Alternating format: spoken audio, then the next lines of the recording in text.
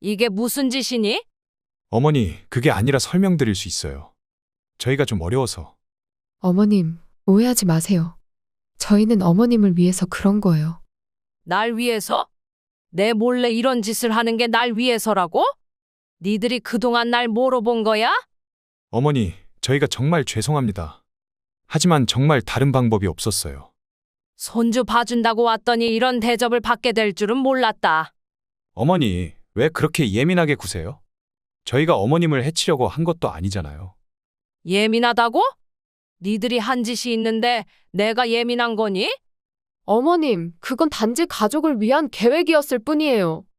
어머님도 우리 가족이시잖아요. 니들은 이젠 가족도 아니다. 앞으로 나한테 연락하지 마. 안녕하세요. 저는 70대 김명자입니다. 며느리가 복직하며 손주를 맡아줄 사람이 없다며 간곡히 부탁해왔습니다. 처음에는 망설였지만 손주를 볼 생각에 결국 동의했습니다. 어머님, 딱 몇 달만 봐주시면 안 될까요? 어린이집은 대기가 너무 길고, 민재가 아직 어려서 다른 사람한테 맡기기도 그렇고, 얼마나 봐줘야 하는데? 제가 회사에 적응하고 어린이집 자리가 나면 바로 보낼게요. 정말 감사합니다, 어머님. 저는 한숨을 내쉬며 고개를 끄덕였습니다.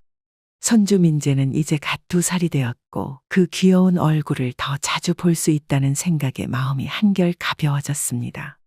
그럼 내가 가서 봐줄게. 대신 민재 돌볼 빵 하나는 준비해놔. 당연하죠. 어머님 방은 이미 다 정리해뒀어요. 정말 감사합니다. 며느리 수진의 얼굴에 안도감이 번졌습니다. 아들 민혁도 전화로 고맙다는 말을 여러 번 했습니다. 저는 짐을 꾸리기 시작했습니다. 몇 달만 지내다 올 예정이었지만 혹시 모르니 필요한 물건들을 꼼꼼히 챙겼습니다. 엄마, 정말 큰 도움이 됩니다. 수진이 회사도 중요하고 민재도 할머니랑 지내면 좋을 것 같아요. 아이고, 뭐 어쩌겠니? 내 손주인데. 짐을 싸면서도 마음 한구석이 불안했습니다. 제 집을 떠나 아들 집에서 지낸다는 것이 쉬운 결정은 아니었습니다. 하지만 아들 가족을 도울 수 있다는 생각에 용기를 냈습니다. 어머님, 저희가 데리러 갈게요. 짐도 많으실 텐데. 괜찮아. 내가 택시 타고 갈게. 결국 주말에 짐을 챙겨 아들 집으로 향했습니다. 아파트 현관에 도착하자 민재가 반갑게 뛰어나왔습니다. 그 작은 손으로 제 옷자락을 붙잡는 모습에 모든 걱정이 눈 녹듯 사라졌습니다. 이것이 바로 할머니의 마음이구나 싶었습니다. 할머니, 할머니가 우리 집에 살러 왔어요. 그래, 우리 민재랑 같이 놀러 왔지.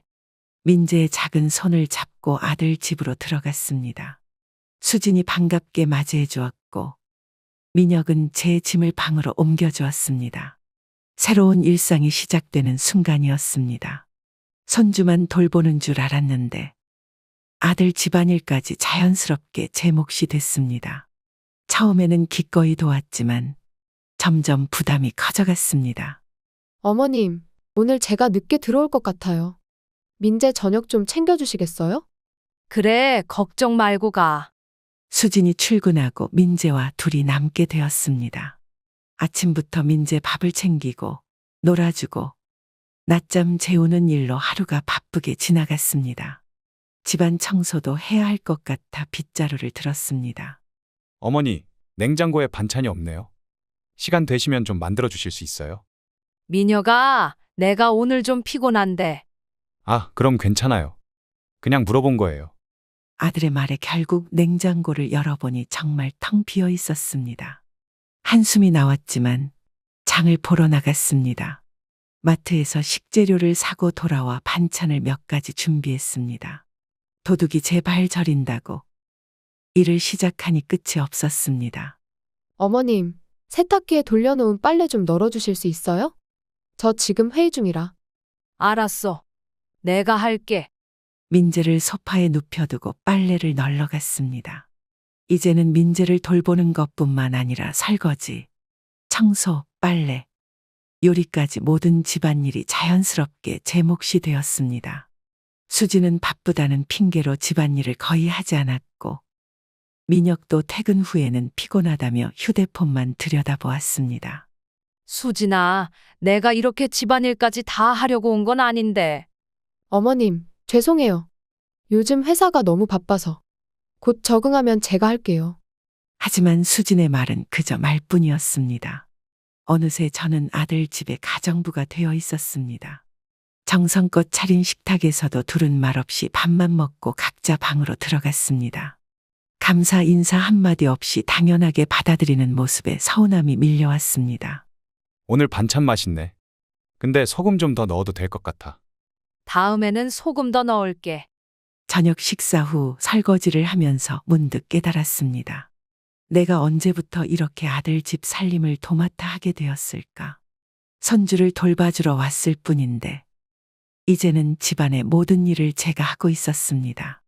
가장 서운한 것은 아들과 며느리가 이 모든 것을 당연하게 여긴다는 점이었습니다. 퇴근한 아들은 휴대폰만 보고 말 수도 없었고 며느리는 저를 불편해하는 듯 했습니다. 집안에서 점점 외톨이가 되어가는 느낌이 들었습니다. 민혁아, 오늘 회사는 어땠어?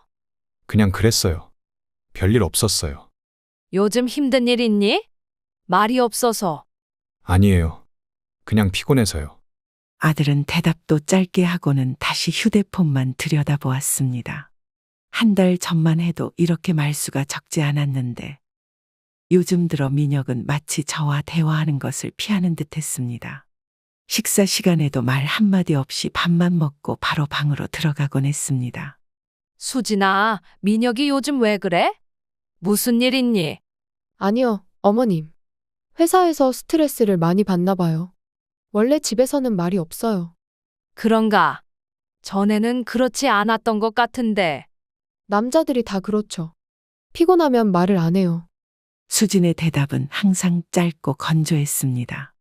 며칠 전부터는 수진도 퇴근 후 저와 마주치면 인사만 하고 바로 방으로 들어가 버렸습니다. 식사 준비를 해놓아도 저 안 먹을게요. 라며 자기 방에만 있었습니다. 수진아, 밥 먹어야지. 반찬 많이 했는데. 어머님, 저 다이어트 중이라서요. 그냥 샐러드만 먹을게요. 매일 그러면 몸 상해. 조금이라도 먹어. 괜찮아요. 어머님은 민재랑 드세요. 말은 공손했지만 표정은 냉랭했습니다. 처음에는 회사 일로 피곤해서 그런가 했는데 점점 심해지는 냉담한 태도에 뭔가 이상함을 느꼈습니다. 며칠 후 민재가 열이 나서 아파했을 때도 수진은 제게 맡기고 회사에 가버렸습니다. 수진아, 민재가 많이 아픈 것 같은데 병원에 데려가야 할까? 어머님, 좀 봐주세요. 제가 오늘 중요한 회의가 있어서요. 해열제 줬으니까 괜찮을 거예요. 그래도 애가 이렇게 아픈데. 어머님이 계시잖아요. 제가 어떻게 해요? 회사 그만두라는 거예요? 순간 말문이 막혔습니다. 마치 제가 악역이라도 된 것처럼 수진이 저를 쳐다보는 눈빛이 차갑게 느껴졌습니다. 결국 혼자서 아픈 민재를 데리고 병원에 갔습니다. 의사는 감기라고 했지만 열이 39도까지 올라 걱정이 되어 수진에게 전화했습니다. 수진아, 민재 열이 많이 나. 좀 일찍 들어올 수 있니? 어머님, 정말 죄송한데 지금 회의 중이에요. 어머님이 좀 더 봐주시면 안 될까요? 수진에게 더 이상 뭐라 말할 수 없었습니다. 결국 민재와 함께 집으로 돌아와 하루 종일 간호했습니다. 저녁이 되어도 민혁과 수진은 돌아오지 않았고 결국 밤 10시가 넘어서야 집에 들어왔습니다. 어머니, 민재는요? 방금 재웠어. 열은 좀 내렸고. 감사합니다. 저희가 회식이 있어서. 둘 다 회식이 있었니? 네, 마침 같은 날이라. 죄송해요. 수진이 대답했지만 그들의 옷에서 술 냄새는 나지 않았습니다. 거짓말 같았지만 더 캐물을 수도 없었습니다. 다음 날 아침, 수진이 민재 방으로 들어가는 소리가 들렸습니다. 우리 아들 많이 아팠지? 엄마가 회사 때문에 같이 있어주지 못해서 미안해. 괜찮아요. 할머니가 있었어요. 그래? 할머니가 잘 챙겨줬어? 네, 할머니가 약도 주고 이야기도 해줬어요. 근데 엄마, 할머니는 왜 우리랑 있어요? 그건 엄마가 회사 다니느라 일을 못 봐주니까 할머니가 도와주시는 거지. 그럼 할머니 없으면 나 혼자 있어야 해요. 아니, 그건 아니고. 할머니가 조금만 더 있다가 가실 거야. 민재와 수진의 대화를 듣고 있자니 마음이 무거워졌습니다. 조금만 더 있다가 가실 거야라는 말이 계속 머릿속에 맴돌았습니다. 처음 약속은 몇 달 만이었는데 이제는 마치 짐이 된 것처럼 말하는 것이 서운했습니다. 어머님, 오늘 민재 데리고 소아과 좀 다녀와 주실래요? 저희는 둘 다 휴가를 못 내서요. 또?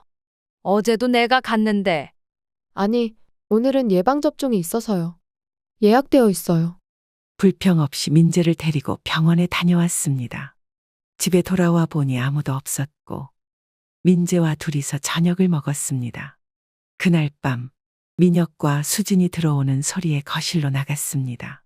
어머니, 아직 안 주무셨네요? 니들 기다렸지. 같이 얘기 좀 하고 싶어서. 무슨 일 있으세요? 내가 여기 온 지도 2달이 넘었는데 니들이 요즘 나를 피하는 것 같아서. 민혁과 수진은 서로 눈치를 보았습니다. 잠시 정적이 흘렀고 결국 민혁이 먼저 입을 열었습니다. 어머니, 그런 거 아니에요. 저희가 요즘 바빠서 그래요. 맞아요, 어머님. 제가 회사에 적응하느라 정신이 없어서. 민재가 까다로워져서 어머님한테 짜증을 내는 것 같아요. 민재는 괜찮아. 오히려 니들이 나랑 대화를 안 해. 어머님, 저희가 그럴 이유가 있겠어요? 어머님 때문에 민재를 맡길 수 있어서 정말 감사하게 생각하고 있어요. 수진의 말은 진심으로 들리지 않았습니다. 미소를 지으며 말했지만 그 눈빛은 차가웠습니다. 저는 그날 밤 이불을 뒤집어 쓰고 생각했습니다. 내가 여기 있는 것이 정말 도움이 되는 걸까? 아니면 그저 손주 돌보는 가정부 역할만 하는 걸까? 점점 이 집에서 없는 사람 취급을 받는 것 같아 마음이 무거워졌습니다. 정성껏 해온 반찬이 그대로 쓰레기통에 버려져 있는 것을 발견했습니다. 믿을 수 없는 광경에 한동안 말을 잇지 못했습니다. 수진아, 이게 뭐니? 네? 무슨 말씀이세요? 내가 어제 만든 반찬들이 왜 쓰레기통에 있지?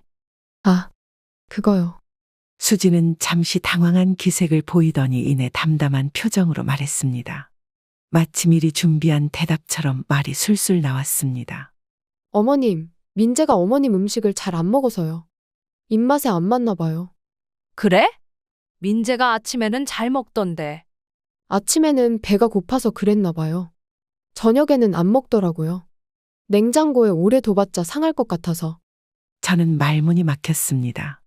분명 민재는 제가 만든 음식을 잘 먹었습니다. 오히려 김치찌개나 된장찌개를 좋아해서 더 달라고 할 정도였습니다. 그런데 쓰레기통을 보니 제가 만든 반찬들이 거의 손도 대지 않은 채 버려져 있었습니다.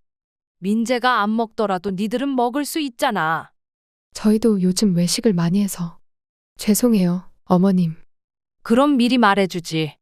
내가 왜 음식을 만들겠니? 바빠서 말씀 못 드렸어요. 다음부터는 미리 말씀드릴게요. 수진의 말에는 미안함보다는 귀찮음이 묻어 있었습니다. 저는 밖으로 나가 잠시 걷기로 했습니다. 마음이 복잡했습니다. 이틀 전에도 비슷한 일이 있었습니다. 제가 직접 장을 보고 정성껏 만든 불고기와 잡채가 냉장고에서 꺼내지도 않은 채 상해서 버려졌습니다. 할머니 어디 가요? 민재야, 할머니 잠깐 바람 쐬고 올게. 나도 같이 갈래요. 오늘은 안 돼. 할머니 혼자 있고 싶어. 민재의 눈빛이 실망스러워 보였지만 지금은 혼자 있고 싶었습니다. 집을 나와 인근 공원을 걸으며 생각했습니다. 처음 이 집에 왔을 때와는 너무 다른 상황이 되어버렸습니다.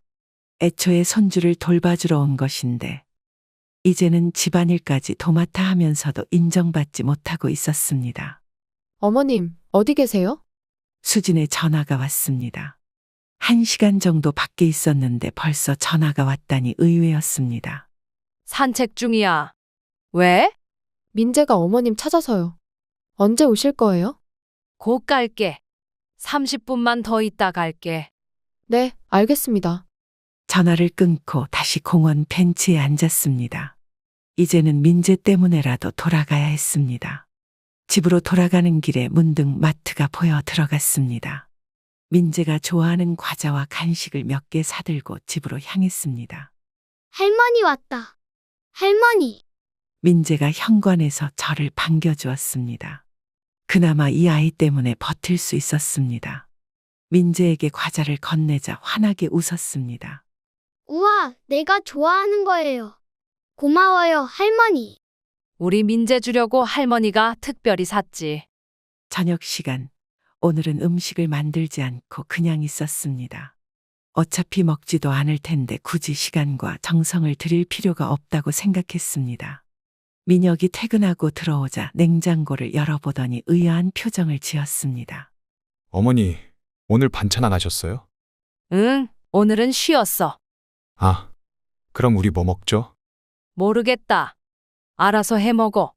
저의 퉁명스러운 대답에 민혁은 잠시 당황한 듯 했습니다. 곧 수진이 들어왔고 둘이 작게 속삭이는 소리가 들렸습니다. 잠시 후 수진이 다가왔습니다. 어머님, 괜찮으세요? 어디 편찮으신 데 있으세요? 아니, 괜찮아. 그냥 오늘은 좀 쉬고 싶어서. 네. 그럼 제가 뭐 좀 시켜 먹을게요.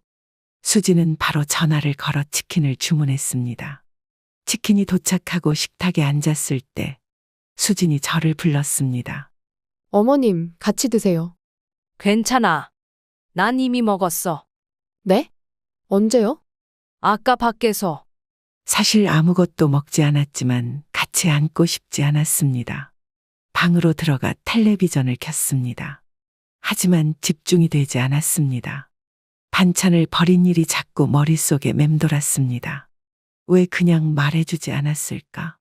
왜 저를 배려하지 않았을까? 이런 생각들로 잠을 이루지 못했습니다. 다음 날 아침, 일찍 일어나 민재 아침을 준비했습니다. 어제의 일은 접어두기로 했습니다. 적어도 민재 때문이라도 참아야 한다고 생각했습니다. 민재가 일어나 밥을 먹기 시작했습니다. 할머니, 이거 맛있어요. 그래? 우리 민재의 입맛에 맞게 할머니가 특별히 만들었지.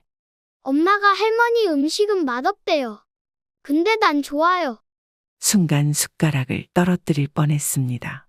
민재의 무심한 한마디가 가슴에 박혔습니다. 그래서 반찬을 버렸던 것입니다. 단지 제 음식이 맛없다고 생각해서. 그 순간 수진이 주방으로 들어왔습니다. 민재야, 뭐 먹고 있어? 할머니가 해준 계란찜이요. 맛있어요. 그래? 잘 먹어. 수진은 제 눈을 마주치지 않았습니다. 아마도 민재가 한 말을 들었을 것입니다. 하지만 사과는커녕 아무 말도 없었습니다. 저는 더는 참을 수 없었습니다. 수진아, 내 음식이 그렇게 맛없니? 네. 그게. 그럼 솔직하게 말해주지 그랬어? 왜 몰래 버렸어? 어머님, 그게 아니라 민재가 잘 안 먹어서. 방금 민재가 무슨 말 했니? 직접 들었잖아. 수진은 잠시 말을 잊은 듯 했습니다. 당황한 표정으로 서 있다가 결국 말했습니다. 어머님, 저희 입맛이 좀 달라서 그랬어요. 죄송해요. 음식 맛없으면 그냥 말해. 내가 바꿔볼게. 굳이 이렇게 속일 필요 없어. 네, 앞으로는 그럴게요. 죄송합니다. 수진의 사과는 진심으로 들리지 않았습니다. 저는 그날 이후로 음식을 따로 만들어 먹기 시작했습니다. 민재 것만 챙겨주고 나머지는 신경 쓰지 않기로 했습니다. 하지만 마음 한구석이 무거웠습니다. 이렇게 살아야 하는 걸까? 이런 대우를 받으면서도 참고 있어야 하는 걸까? 점점 더 의문이 들기 시작했습니다. 오후 내내 민재와 놀아주던 중 갑자기 민재가 제 무릎에 앉더니 이상한 질문을 했습니다. 그 순간 심장이 철렁 내려앉는 기분이었습니다. 할머니, 혹시 우리 돈 훔쳐간 적 있어요? 뭐라고? 무슨 말이야, 민재야? 할머니는 그런 적 없어. 누가 그런 말을 한 거니? 엄마가 그러는데 할머니가 우리 돈을 가져갔대요. 민재의 맑은 눈동자가 제 얼굴을 빤히 쳐다보았습니다. 아이의 눈에는 혼란스러움이 가득했습니다. 저는 가슴이 무너져 내리는 것 같았지만 침착하게 대답했습니다. 엄마가 언제 그런 말을 했니? 어제요. 아빠랑 같이 방에서 얘기할 때요. 제가 화장실 가려고 나왔는데 엄마 아빠가 할머니 얘기하고 있었어요. 저는 민재를 부드럽게 안으며 머리를 쓰다듬었습니다. 손주에게 어른들 사이의 갈등을 보여주고 싶지 않았습니다. 하지만 동시에 무슨 일이 있었는지 더 알아내고 싶었습니다. 민재야, 엄마 아빠가 정확히 뭐라고 했는지 기억나니? 할머니가 우리 돈을 안 준대요. 그런데 그 돈이 원래는 우리 돈이래요. 그래? 또 뭐라고 했어? 글쎄요. 아, 맞다. 할머니가 돈을 많이 가지고 있는데 우리한테는 안 준대요. 그래서 엄마가 슬퍼했어요. 민재의 말에 가슴이 무거워졌습니다. 저는 충격의 말을 잊지 못했습니다. 아들과 며느리가 저를 돈 때문에 이용하고 있다는 사실이 믿기지 않았습니다. 저는 손주를 돌봐주러 온 것뿐인데 그들은 제 재산을 노리고 있었던 것입니다. 할머니 화났어요. 아니, 민재야. 할머니는 괜찮아. 그냥 좀 놀랐을 뿐이야. 제가 말하면 안 되는 거였어요. 아니야, 민재가 할머니한테 말해줘서 고마워. 우리 민재는 정직한 아이구나. 민재의 눈에 안도감이 비쳤습니다.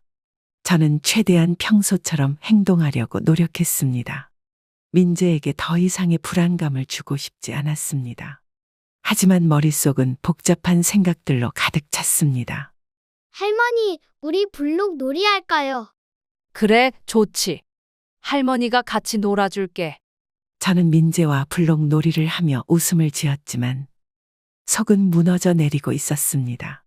민재가 잠든 후 저는 방에 혼자 앉아 생각에 잠겼습니다. 2달 전 아들이 갑자기 저에게 용돈을 요청했던 일이 떠올랐습니다. 사업 확장을 위해 잠시 필요하다고 했었습니다.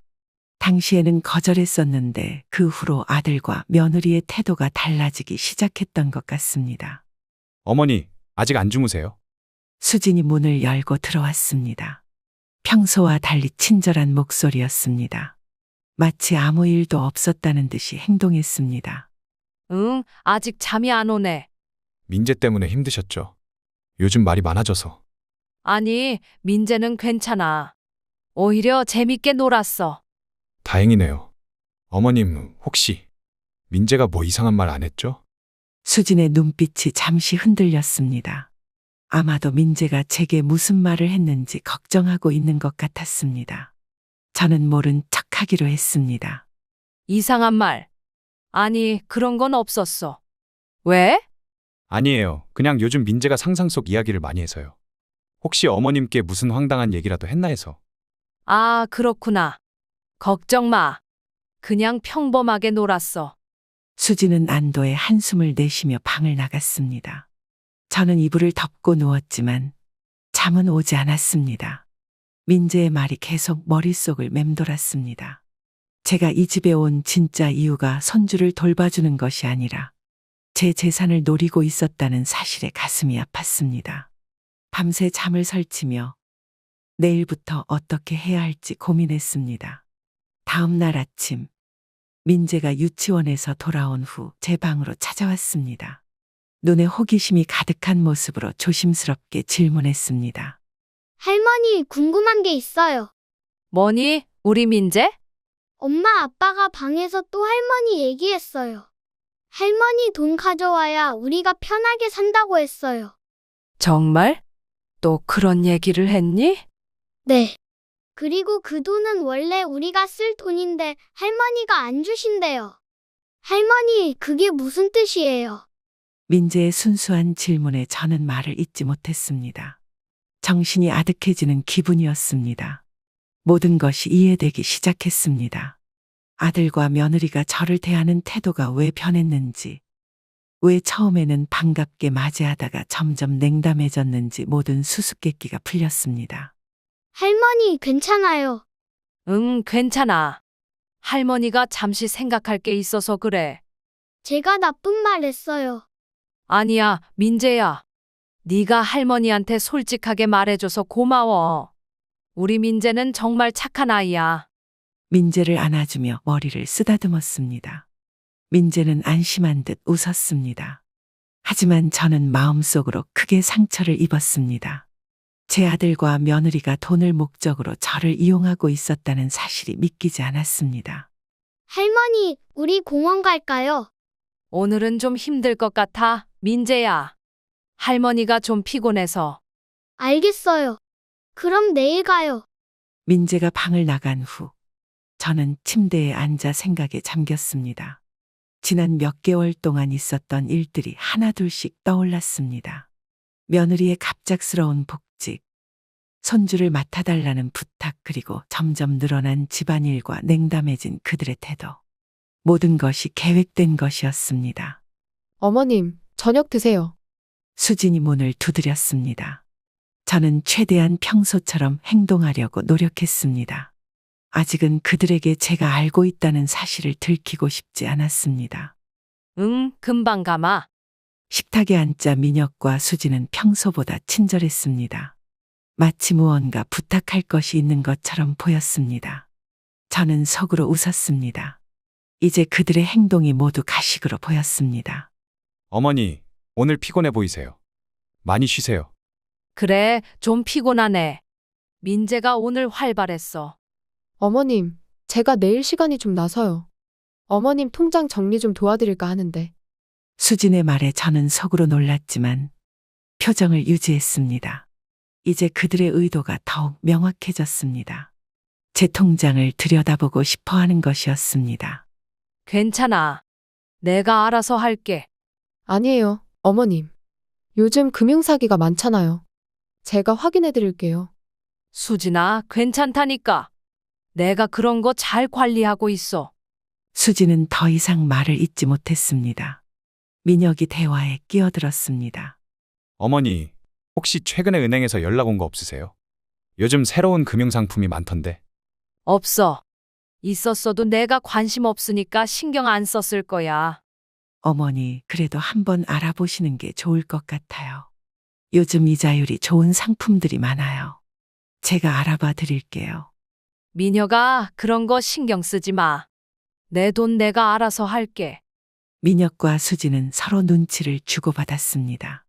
저는 그들의 속셈을 꿰뚫고 있었지만 아직은 모르는 척했습니다. 식사가 끝나고 제 방으로 돌아왔습니다. 창밖을 바라보며 깊은 생각에 잠겼습니다. 그날 밤 저는 좀 더 정확한 정보를 얻기 위해 민혁과 수진의 방 근처에서 기다렸습니다. 몇 시간 후 두 사람이 방에 들어가고 조용히 대화를 나누기 시작했습니다. 저는 발걸음을 멈추고 귀를 기울였습니다. 어머님이 통장 얘기만 나오면 경계하시는 것 같아. 내가 너무 급하게 접근했나? 좀 더 천천히 할 걸 그랬나? 내 친구 시어머니는 벌써 아파트도 해주고 손주도 잘 봐주시는데 우리 어머님은 그렇지 않아서 아쉽긴 해. 수진의 말에 심장이 쿵 내려앉았습니다. 아들의 대답도 충격적이었습니다. 내가 어떻게 해보겠지만 어머니가 돈에 대해서는 완고하셔. 근데 이번 달 대출 이자는 어떻게 할 거야? 모르겠어. 돈이 없잖아. 어머니가 조금만 도와주시면 될 텐데. 지금까지 2달 넘게 어머님 모셨는데 돈 한 푼도 못 받았잖아. 이러다 우리 대출금 연체되면 어쩌려고? 내가 어떻게든 해볼게. 어머니한테 직접적으로 돈 얘기하기가 쉽지 않아. 저는 그 자리에 얼어붙은 듯 서 있었습니다. 심장이 쿵 내려앉는 느낌이었습니다. 며느리의 차가운 목소리가 계속 이어졌습니다. 손주 본다고 생활비까지 다 대주시는데 어머님은 손주 봐주는 것만으로도 우리한테 큰 은혜를 베푸신 것처럼 굴잖아요. 수진아, 어머니도 나름 도와주시는 거야. 집안일도 하시고. 집안일요? 그거야 당연히 해야죠. 여기서 공짜로 먹고 자는데 우리가 입히고 먹이고 하잖아요. 충격으로 숨이 턱 막혔습니다. 공짜로 먹고 산다고요. 저는 매일 그들의 집안일을 도맡아 하고 손주까지 돌봐주고 있었는데 그것조차 감사하게 여기지 않는다니 믿기지 않았습니다. 어머님 통장을 한번 볼 수 있으면 좋을 텐데. 미쳤어. 그건 도둑이잖아. 아니, 그런 뜻이 아니라 어머님이 얼마나 갖고 계신지 알아야 우리도 계획을 세울 수 있잖아. 우리 민재 교육비도 있고. 저는 혹시 몰라 핸드폰을 꺼내 녹음을 시작했습니다. 손이 떨려 거의 떨어뜨릴 뻔했지만 겨우 녹음 버튼을 눌렀습니다. 이런 대화가 증거로 필요할지도 모른다는 생각이 들었습니다. 어머니 재산이 우리 것이 될 거라는 보장도 없잖아. 형제들도 있고. 그래서 내가 보험을 알아보고 있는 거예요. 어머님 명의로 보험 들고 수익자를 우리로 해두면 나중에 문제가 생겨도. 저도 모르게 한숨이 새어나왔고 그 소리에 방 안의 대화가 멈췄습니다. 급히 제 방으로 돌아와 문을 닫았습니다. 방 안에서 가슴을 진정시키려 깊은 숨을 몇 번 들이마셨습니다. 어머님, 괜찮으세요? 수진이 문 앞에서 불렀습니다. 저는 재빨리 침대에 누워 이불을 덮었습니다. 응, 괜찮아. 그냥 화장실 좀 다녀왔어. 아, 네. 좋은 밤 되세요. 수진이 돌아간 후 저는 한동안 천장만 바라보며 누워 있었습니다. 녹음된 파일을 다시 들어보니 아들과 며느리의 음성이 선명하게 들렸습니다. 그들의 계획이 고스란히 담긴 증거였습니다. 가슴이 무너지는 듯했지만 이제는 눈물도 나오지 않았습니다. 단단히 마음을 먹었습니다. 더 이상 이용당하지 않을 것입니다. 다음 날 아침 평소처럼 행동하며 아무것도 모르는 척했습니다. 오히려 더 친절하게 대했습니다. 민재의 아침을 챙기고 수진과 민혁에게도 미소 지으며 인사했습니다. 어머니, 오늘 기분이 좋아 보이세요. 그래, 오늘따라 날씨도 좋고 기분이 좋네. 어머님, 혹시 오늘 시간 되시면 통장 정리하는 거 도와드릴까요? 어제 말씀드렸던.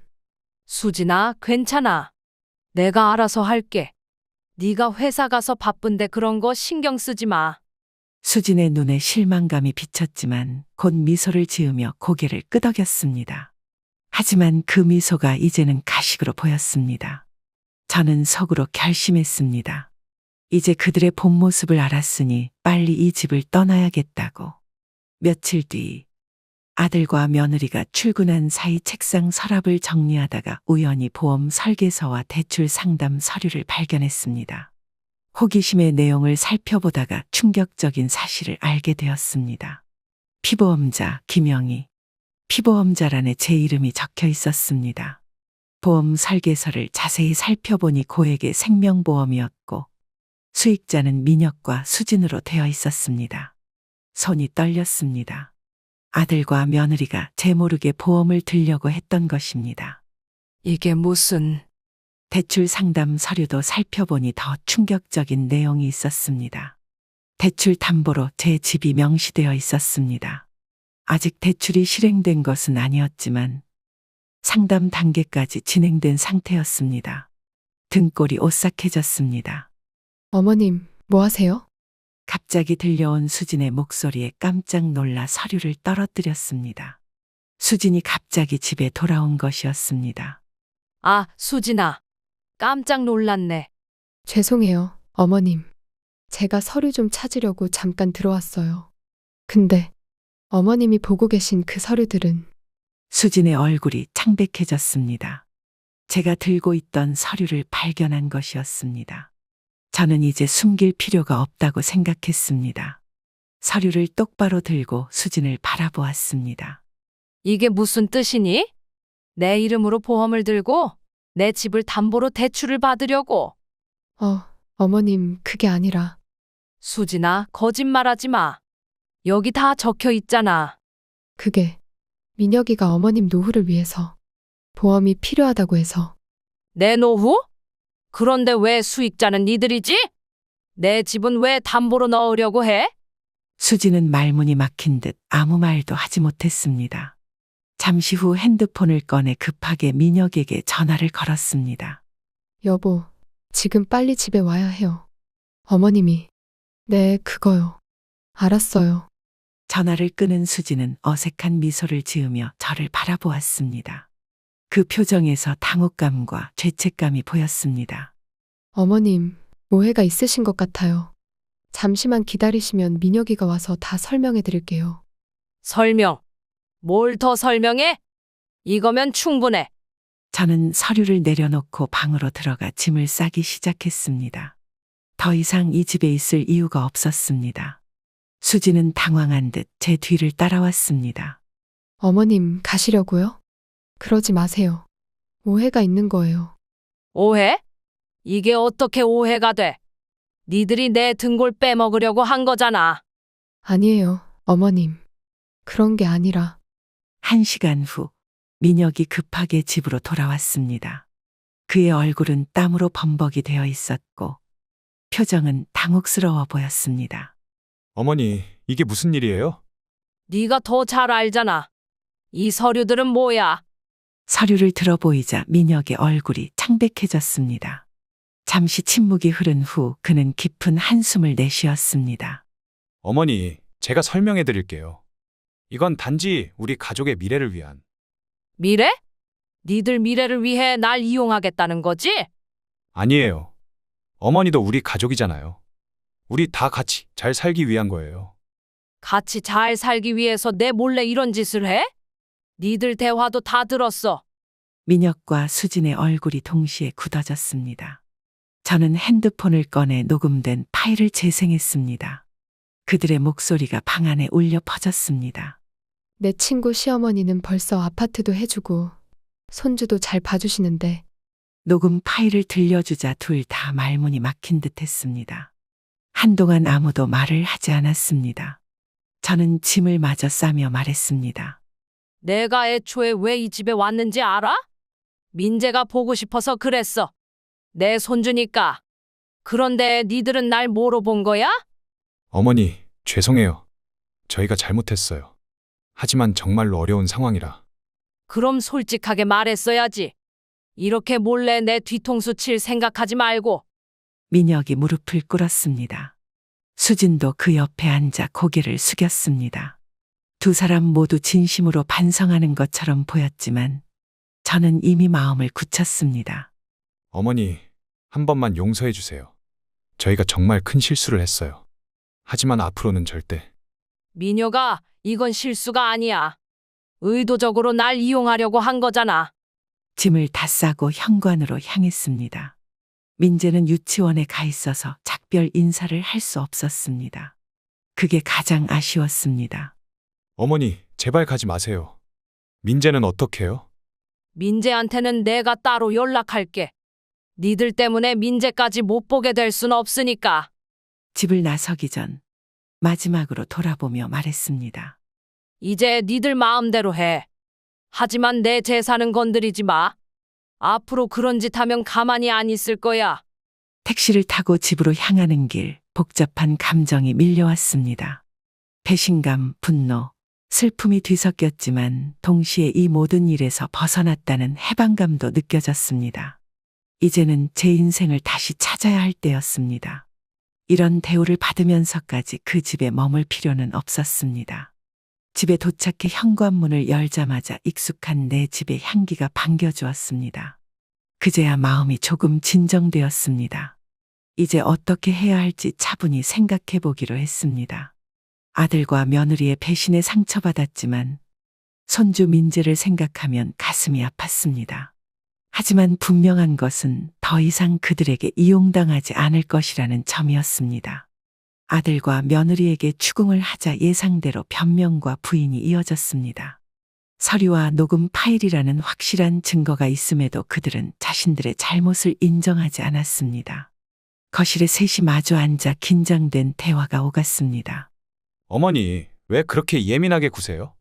저희가 어머님을 해치려고 한 것도 아니잖아요. 예민하다고?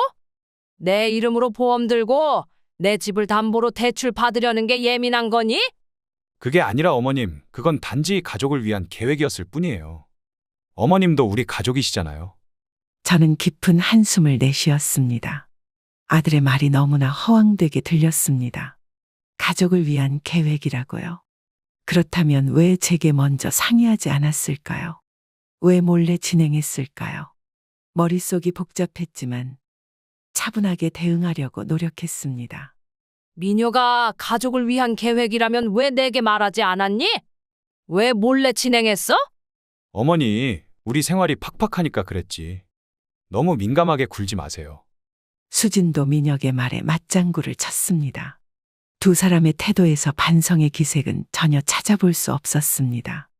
오히려 제가 너무 예민하게 구는 것처럼 상황을 몰아가려는 듯했습니다. 저는 속으로 화가 치밀었지만 최대한 감정을 억누르고 대화를 이어갔습니다. 팍팍하다고? 그럼 솔직하게 도움을 청하지 그랬니? 왜 이렇게 비겁한 방법을 택했어? 어머니, 비겁하다니요. 저희는 실제로 행동한 것도 아니잖아요. 그냥 계획만 세운 거예요. 민혁의 말에 저는 순간 할 말을 잃었습니다. 실제로 행동한 것도 아니다라니 그게 변명이 될 수 있을까요? 계획만 세운 것이 죄가 아니라는 듯한 태도가 더욱 실망스러웠습니다. 이미 서류를 준비하고 상담까지 받은 상태였는데도 말입니다. 계획만 세운 거? 이미 보험 설계서도 만들고 대출 상담도 받았잖아. 그게 계획만 세운 거니? 저는 목소리를 높이지 않으려 했었지만 감정이 실려 약간 떨리는 목소리가 되었습니다. 아들과 며느리는 서로 눈치를 보더니 수진이 말을 이어받았습니다. 어머님, 저희가 잘못했습니다. 하지만 정말 다른 방법이 없었어요. 민재 교육비도 필요하고 대출금 이자도 밀리고. 수진의 말투는 사과하는 것 같으면서도 여전히 자신들의 행동을 정당화하려는 듯했습니다. 저는 더 이상 그들의 변명을 듣고 싶지 않았습니다. 마음속 깊은 곳에서 뭔가가 끊어지는 느낌이 들었습니다. 이 순간이 제 인생의 중대한 전환점이 될 것이라는 예감이 들었습니다. 그래, 니들 사정이 있었겠지. 하지만 이렇게 내 뒤통수 치는 방법밖에 없었니? 어머니, 저희도 처음에는 그럴 생각이 없었어요. 정말이에요. 근데 상황이 자꾸 안 좋아져서. 민혁의 말은 반쯤 변명이자 반쯤 사과였습니다. 하지만 저는 더 이상 그의 말을 믿을 수 없었습니다. 지난 몇 달간 겪었던 일들이 주마등처럼 스쳐 지나갔습니다. 처음에는 반갑게 맞이하던 그들의 태도가 점점 차가워진 이유, 집안일을 당연하게 떠맡기던 이유, 그리고 민재에게까지 저에 대한 좋지 않은 이야기를 했던 이유. 모든 것이 이해됐습니다. 어머니, 한 번만 더 기회를 주세요. 저희가 정말 잘못했어요. 그래? 잘못했다면 인정하는 거니? 네, 잘못했습니다. 다시는 이런 일 없을 거예요. 수진의 말에 민혁도 고개를 끄덕였습니다. 그러나 그들의 눈빛에서 진정성은 느껴지지 않았습니다. 단지 제가 더 이상 추궁하지 않기를 바라는 눈치였습니다. 저는 천천히 일어서서 자리를 정리했습니다. 이제 난 돌아갈 거야. 더 이상 이 집에 있을 이유가 없어. 어머니, 그러지 마세요. 민재는 어떡해요? 민재는 내가 따로 보면 되지. 니들하고는 이제 그만할래. 민혁이 급하게 제 팔을 잡았습니다. 그의 눈에는 당황스러움이 가득했습니다. 아마도 제가 정말로 떠날 줄은 몰랐던 것 같습니다. 어머니, 민재가 할머니 없이 어떻게 지내요? 어머니가 계속 계셔야. 내가 없어도 잘 크겠지. 수진이 친정엄마도 있잖아. 사부인한테 부탁해. 수진의 얼굴이 창백해졌습니다. 제 말이 그녀의 약점을 찔렀던 것 같습니다. 그동안 그녀는 제 앞에서 친정 부모님이 얼마나 도움을 주는지 자랑하곤 했습니다. 이제 그 말이 부메랑이 되어 돌아온 것입니다. 어머님, 그게 아니라 저희 어머니는 바쁘셔서. 저는 더 이상 그들의 말을 들을 필요가 없다고 생각했습니다. 그날 밤은 묵묵히 짐을 챙기며 보냈습니다. 아들과 며느리는 계속해서 저를 설득하려 했지만 이미 제 마음은 굳게 닫혀 있었습니다. 그들의 변명과 거짓된 사과는 더 이상 제 마음을 움직이지 못했습니다. 이 모든 일이 마지막 결정타가 되어 저는 떠나기로 결심했습니다. 다음 날 아침 동이 트기도 전에 저는 조용히 짐을 쌌습니다. 생각보다 짐이 많지 않았습니다. 이 집에 온 지 2달이 넘었지만 정작 제 물건은 몇 가지 옷과 개인 용품뿐이었습니다. 창밖으로 새벽빛이 스며들기 시작했습니다. 아직 모두가 잠들어 있는 시간. 저는 최대한 소리를 내지 않고 현관으로 향했습니다. 할머니, 작은 목소리에 돌아보니 민재가 잠옷 차림으로 서 있었습니다. 눈을 비비며 저를 바라보는 손주의 모습에 가슴이 아팠습니다. 이 아이만큼은 정말 사랑했습니다. 민재는 제 짐을 보더니 금세 상황을 파악한 듯 했습니다. 할머니 어디 가요? 할머니 집에 잠깐 다녀올게. 저도 같이 갈래요. 안 돼, 민재야. 할머니 혼자 가야 해. 민재의 작은 얼굴에 실망감이 가득했습니다. 그 표정을 보니 마음이 무너졌지만 이대로 머물 수는 없었습니다. 저는 민재에게 다가가 꼭 안아주었습니다. 작은 몸에서 느껴지는 따스함이 저를 더욱 슬프게 했습니다. 할머니 또 올 거죠? 그럼. 민재 보러 또 올게. 민재의 질문에 쉽게 대답할 수 없었습니다. 아들과 며느리와의 관계는 이미 회복하기 어려울 정도로 망가졌지만 민재만큼은 계속 보고 싶었습니다. 하지만 그것이 가능할지는 확신할 수 없었습니다. 약속해요. 응, 약속할게. 민재의 작은 손가락을 제 손가락과 걸며 약속했습니다. 마지막으로 한 번 더 꼭 안아준 후 저는 문을 열고 밖으로 나섰습니다. 현관문이 닫히는 소리와 함께 민재의 작은 한숨 소리가 들렸습니다. 그 소리가 마음에 깊이 새겨졌습니다. 아파트 단지를 빠져나와 택시를 잡기 위해 큰 길로 나왔습니다. 이른 아침이라 거리는 한적했고 간간히 출근길 사람들만 보였습니다. 택시를 기다리며 뒤돌아보니 아들의 아파트가 아침 햇살에 반짝이고 있었습니다. 불과 며칠 전까지만 해도 저희 생활 공간이었던 곳이 이제는 너무나 멀게 느껴졌습니다. 어디로 모실까요? 택시 기사의 질문에 제 집 주소를 말했습니다. 창밖으로 스쳐 지나가는 풍경을 바라보며 지난 시간을 돌아보았습니다. 손주를 돌봐주러 왔다가 집안일까지 도맡아 하게 되었고 점점 냉담해지는 아들과 며느리의 태도 그리고 마침내 발견한 그들의 비밀 계획까지 모든 일이 꿈처럼 비현실적으로 느껴졌습니다.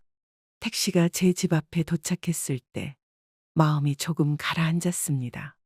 오랜만에 보는 제 집이 반갑게 느껴졌습니다. 현관 열쇠를 꺼내 문을 열자 익숙한 공기가 저를 맞이했습니다. 짐을 내려놓고 거실 소파에 앉으니 비로소 안도감이 밀려왔습니다. 이곳이 제 진짜 집이었습니다. 제가 편안하게 숨 쉴 수 있는 공간이었습니다. 핸드폰이 울렸습니다. 화면을 보니 민혁이었습니다. 아마 민재가 제가 떠났다고 알려줬나 봅니다. 잠시 받을지 고민했지만 지금은 대화할 기분이 아니었습니다. 핸드폰을 무음으로 돌리고 소파에 등을 기대었습니다. 오늘은 그냥 쉬고 싶었습니다. 내일부터 새로운 일상을 시작하면 됩니다. 창밖으로 보이는 나무들이 바람에 흔들리는 모습을 바라보며 저도 모르게 눈물이 흘렀습니다. 눈물은 슬픔 때문만은 아니었습니다. 배신감과 분노 그리고 이 모든 상황에서 벗어났다는 해방감이 뒤섞인 복잡한 감정이었습니다. 하지만 한 가지 확실한 것은 이제 더 이상 아들과 며느리에게 이용당하지 않겠다는 결심이었습니다. 그날 하루 종일 핸드폰은 쉴 새 없이 울렸습니다.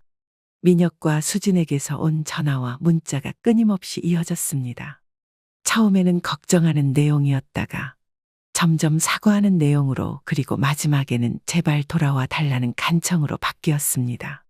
하지만 저는 그 어떤 연락에도 응하지 않았습니다.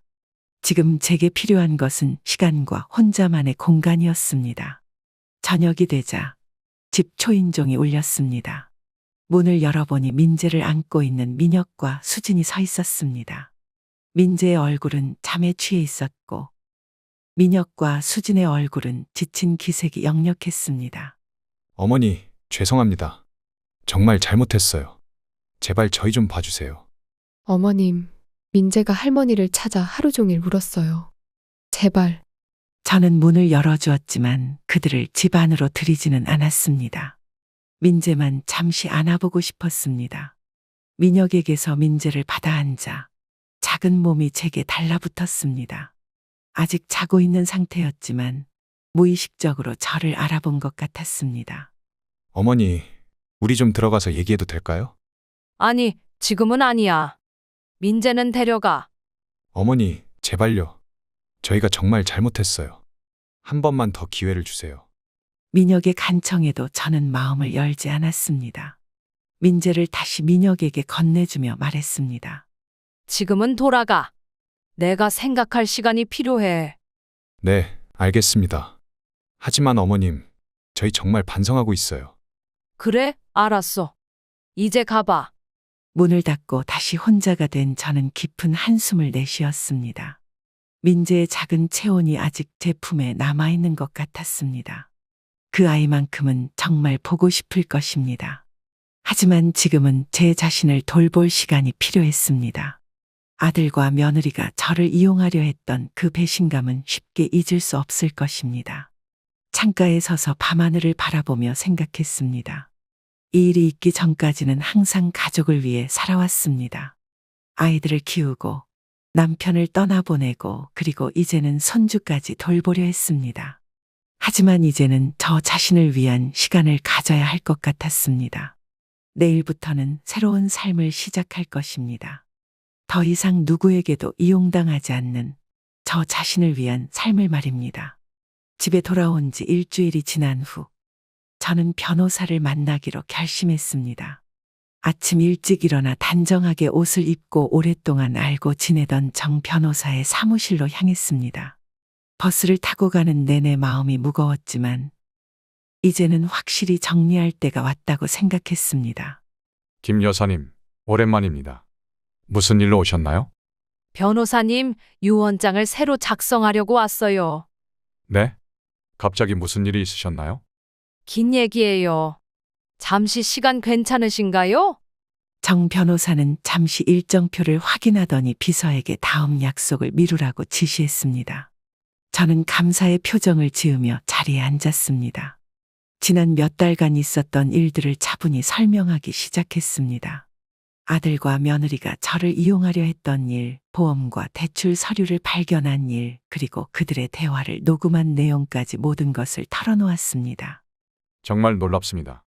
많이 힘드셨겠네요. 네, 처음에는 믿기지 않았어요. 내 아들이 그것도 내 재산을 노리고. 녹음하신 내용을 한번 들어볼 수 있을까요? 저는 핸드폰을 꺼내 녹음 파일을 재생했습니다. 아들과 며느리의 목소리가 사무실에 울려 퍼졌습니다.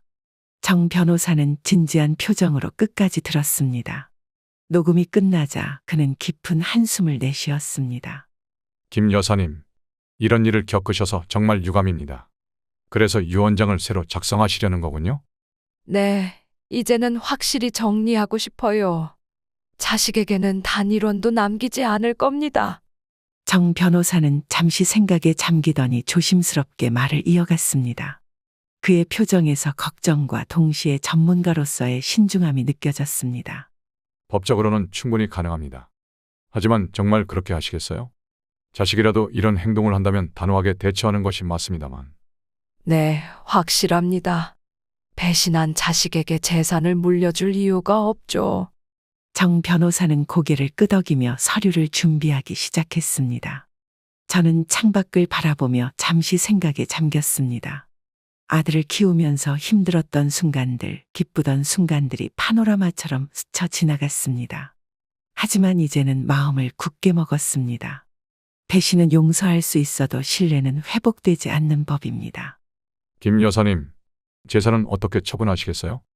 절반은 제가 후원하던 고아원에 기부하고 싶어요. 남은 절반은 제가 생활비로 쓰다가 나중에 사회단체에 기부하려고 합니다. 네, 알겠습니다. 그렇게 진행하겠습니다. 서류 작성이 끝나고 저는 유언장에 서명했습니다. 펜을 놓는 순간 마음이 한결 가벼워지는 느낌이었습니다. 이제 더 이상 아들과 며느리에게 이용당할 걱정은 없을 것입니다. 이것으로 제 인생의 한 장이 마무리된다는 생각이 들었습니다. 김 여사님, 이제 법적으로 모든 준비가 완료되었습니다. 혹시 마음이 바뀌시면 언제든지 연락 주세요. 감사합니다, 변호사님. 오늘 이렇게 시간 내주셔서 정말 고마워요. 사무실을 나오는 길, 가슴에 묵직한 무게가 덜어진 기분이었습니다. 한편으로는 슬프기도 했지만 이것이 옳은 결정이라는 확신이 들었습니다. 집으로 돌아가는 버스 안에서 창밖을 바라보며 생각했습니다. 이제부터는 저 자신을 위한 삶을 살아야겠다고 말입니다. 집에 도착하자마자 오랫동안 후원해온 새희망 고아원에 전화를 걸었습니다. 원장 선생님과 상담 후 다음 주에 방문하기로 약속했습니다. 이제 제 재산의 절반은 그곳의 아이들을 위해 쓰일 것입니다. 그 생각만으로도 마음이 따뜻해졌습니다. 아들에게 줄 수 없게 된 사랑과 재산이 도움이 필요한 아이들에게 갈 것이라는 사실이 위안이 되었습니다. 그날 밤 오랜만에 편안한 마음으로 잠자리에 들었습니다. 내일부터는 정말 새로운 삶이 시작될 것입니다. 더 이상 누구에게 이용당하지 않는 진정한 제 자신을 위한 삶을 말입니다. 변호사와의 만남으로부터 2주가 지난 어느 오후 예상치 못한 방문객이 찾아왔습니다. 초인종 소리에 문을 열어보니 민혁과 수진이 무릎을 꿇고 있었습니다. 두 사람 모두 얼굴이 수척해 보였고 눈가에는 다크서클이 짙게 드리워져 있었습니다. 어머님, 제발 한 번만 용서해 주세요. 어머니, 저희가 정신이 나갔었어요. 정말 죄송합니다. 저는 잠시 그들을 바라보았습니다. 한때는 그토록 사랑했던 아들과 그의 아내가 이제는 낯선 사람처럼 느껴졌습니다. 분명 같은 얼굴, 같은 목소리를 가졌지만 제 마음속에서는 이미 멀어진 존재였습니다. 들어와. 밖에서 그러지 말고. 두 사람은 조심스럽게 집 안으로 들어왔습니다. 거실 소파에 앉아 어색한 침묵이 흘렀습니다. 민혁이 먼저 입을 열었습니다. 어머니, 저희가 정말 큰 잘못을 했습니다. 다시는 그런 일 없을 거예요. 어머님, 제발 한 번만 용서해 주세요. 민재가 할머니를 너무 보고 싶어해요. 민재의 이름이 나오자 가슴이 아팠습니다. 그 아이만큼은 정말 그리웠습니다. 하지만 감정에 휘둘리지 않으려 노력했습니다. 이미 결정을 내렸고 그 결정이 옳다는 것을 알고 있었습니다. 민재는 어디 있니? 유치원에 있어요. 오늘은 저희 둘만 와서 어머님께 진심으로 사과드리고 싶었어요. 저는 잠시 생각에 잠겼습니다. 그들의 표정에서 진정성이 느껴졌지만 이미 한번 배신한 사람을 다시 믿는 것은 쉽지 않았습니다. 게다가 그들은 제 재산을 노리고 접근한 것이었습니다. 니들이 왜 이제 와서 사과하는지 알아? 내가 유 원장을 바꿨다는 소식을 들었기 때문이지? 두 사람의 얼굴이 창백해졌습니다. 민혁이 당황한 목소리로 대답했습니다. 아닙니다. 그런 게 아니에요. 저희가 정말 잘못했다는 걸 깨달았어요. 어머님, 정말 그런 소식은 듣지 못했어요. 저희는 그저 용서를 빌려온 것뿐이에요.